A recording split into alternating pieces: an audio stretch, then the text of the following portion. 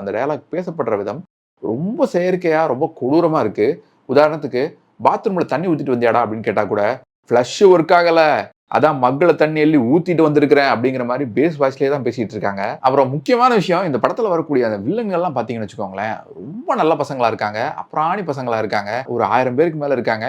எல்லார் கையிலுமே கன் இருக்குது. ஆனா ஒருத்தன் கூட ஒரு சீன்ல கூட ஹீரோவ பார்த்து கன் எடுத்து சுட மாட்றானுங்க. கையில கன் வச்சிருந்தா கூட அதெல்லாம் கீழ போட்டுட்டு கத்தி எடுத்து தான் சண்டை போடுறானுங்க. போய் அவர்ட்ட அடி வாங்கியே சாவுறானுங்க. என்ன மனுஷன்? சிவப்பு கலர பார்த்தாலே வெறியாயி கடிக்க வரக்கூடிய ஒரு ஜாம்பி கூட்டத்த ட்ரக்ஸ் யூஸ் பண்ணி வளர்க்குறாரு வில்லன். அத பார்த்துட்டு பிருத்விராஜ் என்ன சொல்றாருன்னா, "நீயாச்சும் இவனுங்கள ட்ரக்ஸ் யூஸ் பண்ணி தான் இந்த ஜாம்பி கூட்டத்த வளர்த்திருக்கிற, இந்த பைத்திய கூட்டத்த வளர்த்திருக்கிற. ஆனா அவன் பொறந்தே பைத்தியக்காரன்" அப்படின்னு சொல்லிட்டு ஹீரோவ பத்தி ஒரு டயலாக் சொல்றாரு பிருத்விராஜ். ஆனா அவன் பொறந்தே பைத்தியக்காரன் அப்படின்னு சொல்லிட்டு ஹீரோவ பத்தி ஒரு டயலாக் சொல்றாரு பிருத்விராஜ். What?